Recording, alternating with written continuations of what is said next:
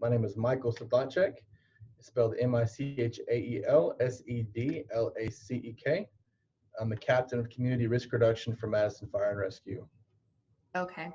And just tell us, how has it been like for you all ever since this pandemic really has affected our country at large, but specifically here in Madison? What has the day-to-day operations been for you all? Well, it's changed a little bit just because we've had to do things differently now. We've had to ensure the safety of our personnel first and foremost, because if we don't take care of ourselves, we're not able to take care of our community. So we really strove to make sure that our guys were taken care of first. So we instituted some things to make sure that our guys were safe. We check our temperatures every morning and evening just to make sure that we didn't have an exposure throughout the course of the day, or that we're currently sick. We have made sure that our guys are able to socially distance, and but for the most part, it's just remained business as usual because first responders are resilient. Things happen, and we just keep rolling with the punches. So that's really been what it's like for us. Wow. And just tell me a little bit, like, you have to respond to fires, you have to respond to emergencies, and you typically already have protective gear. Has any of that changed in regards to this virus, or has it been the same? Have you been given more PPE? How's that been? Yeah, we have the PPE that we need. If we're in a vehicle with our people, so if we're in a fire truck, then by all means, then we have to wear a mask because we're within 6 feet of each other. So even if we're within 6 feet of another firefighter, we still have a mask on.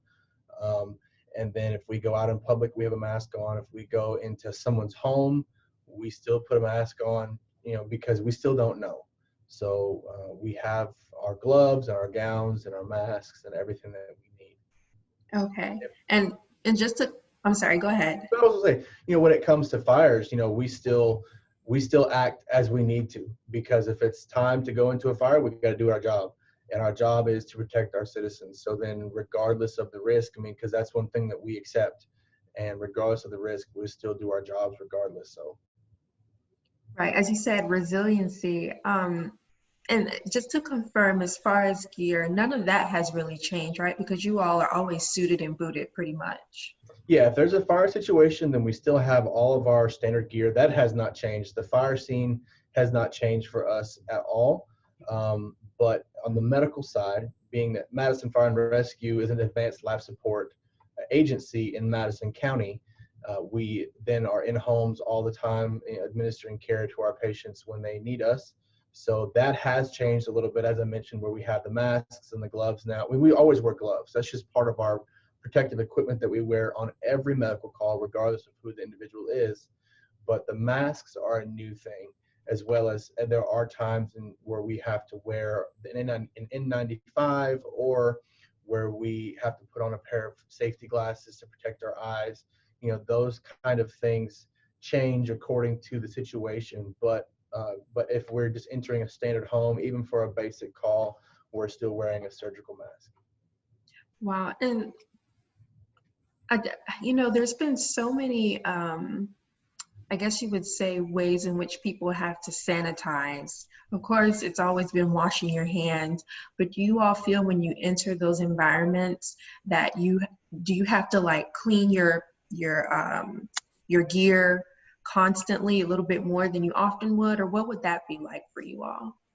So for us, our protocol is that if we have a suspected COVID-19 patient, then as soon as we return back to the station, all of the equipment that was in the house is now sanitized, and as well as the personnel that were involved in the immediate patient care of the individual then go and take showers and wash their clothes and change their uniforms. Because we don't want to take whatever that disease is and spread it further, or take it home, or expose the other firefighters to it. So then immediately upon returning to the station, we completely change and clean ourselves and sanitize all equipment. Wow. Okay. And I guess just from your perspective, how do you feel like, how has it been like for you, honestly, since this has all started? For me, it's just been different. I mentioned the term resilient earlier, and that's one thing that I feel we, even as a city of Madison, we are resilient. So it does not matter really what's going on. Everyone always finds a way to do their jobs, and for me, that's one thing that I've seen. You know, is I'm usually in the community, so I'm usually out there talking to people and doing classes and teaching and in the high schools and doing things. So then now we've had to then become more creative and more innovative in ways to still reach the public and still do every job, because every job is important. It doesn't matter if you're talking to kids, it doesn't matter if you're riding a fire truck, it doesn't matter if you're out doing inspections with our fire marshal's office. Everyone still finds a way to get their job done. So that's one thing that I've seen, is that we still are here. We haven't gone anywhere, and we're going to continue to do our jobs to the best of our ability with whatever restrictions that there are in place. That's good. And would you say there's, speaking of good, do you see some good out of everything that has happened, considering? I mean, you can always find good. It's all in your attitude and your mental fortitude, and all in your growth mindset. And regardless of what it is, there's always something that comes out. So maybe it is that people have realized, you know what, I don't wash my hands enough. So you know what, I'm going to then put practices in place now, regardless if there's a pandemic or not, I'm going to wash my hands more. Or they are finding ways to then get in contact with family members that they haven't seen in a long time, because now we can do it virtually via Zoom or via FaceTime, when that was not something that we've done before. So now, because of this pandemic, I have seen the value of using some type of virtual communication. So then I'm going to continue to do that with my grandmother or grandfather or brother or sister or parents. So there's always a positive perspective to, no matter what it is, there's always something you can draw from it. Yeah, and your position is particularly special too, because not only are you a representation of the Madison Fire and Rescue, but your role, like you said, you speak to communities. So in a sense, this has been an opportunity for you to just further educate to the public how important it is that they follow CDC guidelines and whatnot. Absolutely. Yeah. Absolutely. Because you honestly do not know. And that's the part that can either lull you to sleep or can make you extremely vigilant.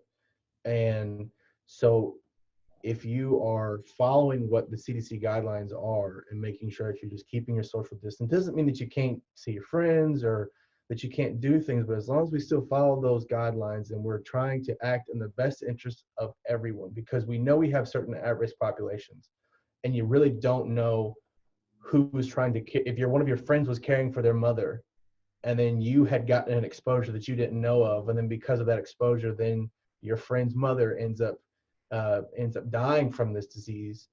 That would be, you just don't know. So you really need to just make sure. Yes, sometimes we are in this information overload age. Every day you hear something COVID. Every hour you cannot go on social media now without seeing something quarantine, COVID, whatever. So it's really easy to then take it and become complacent. But just keep your life in order to the point where now it doesn't affect you. You just know, hey, if I'm going to the store, I got my mask. I got my mask right here in my pocket right now. Because if we go to the store or we get a call or whatever, I have my mask. So I'm still prepared regardless. So then for me, it's not a concern because I am prepared. Wow. Thank you so much. Unless there's anything else that you want to add, this pretty much wraps it up. Okay. Definitely, if you're home still, there's always a good time to check your smoke alarms, because we've been home for 6-8 weeks, some people have, and if that smoke alarm is chirping, it's time to go ahead and change the battery. You're there now, so it's just a great opportunity to make sure that gets done. Please just make sure that you sanitize and follow all those guidelines. That way we can all get through this. It's kind of cliche, But as a firefighter, that's on the, we are in all this together. So there's no separation of class or anything. We're in this with you. So let's all do this together. Wow. So again, happy Firefighters Day. I know it's or Appreciation Day. I know today is set aside for that, but you mentioned smoke detectors. That's important. Is there any special day that you all have? Is there an awareness that you may know of this week? And of course, I can check it out, but just while I'm here with you, do you know of any? Not specifically on a day. Like today is one of those days where we honor the fallen firefighters. Everyone who's given their life in the line of duty. So, a lot of homes and fire departments across the country are turning their houses red in some way, shape, or form, either with a red light bulb or something to then show that they are in solidarity with our fallen firefighters. So that's really what today is about. We have lots of other educational times throughout the year where we really push things like smoke alarms and safety, which we'll do that every day anyway, but today specifically is for those who have fallen as fellow firefighters. Okay, and going back to the smoke detector, can you just, if you will, provide just a few tips for some folks? Because I'm glad you mentioned that. That's really important because people are at home right now. Okay, give me just 1 second. Sure, thank you. I will get one for you.